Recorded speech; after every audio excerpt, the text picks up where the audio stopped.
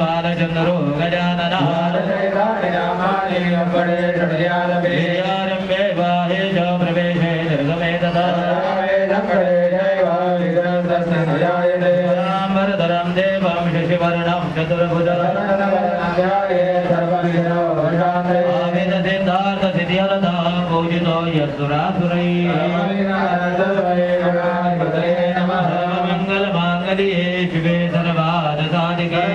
ब्रह्मणे गौरे नारायणे नमोस्तुते सर्वकार्येषु नास्ति तेषामि मङ्गलम् भगवान् मङ्गलाय तनो हरिः तदेव लगना सुदिनन्ददेव ताराबलं चन्द्रबलं तदेव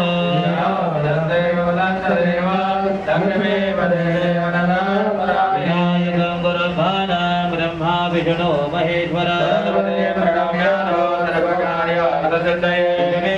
माधवं दण्डें दण्डपालिश्च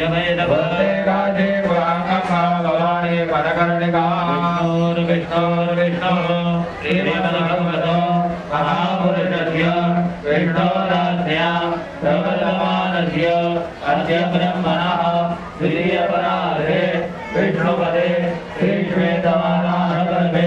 वैवस्वतमसंवत्सरे अष्टाविंशतितमे कलियुगे हरिप्रथमचरणे भाद्रपदे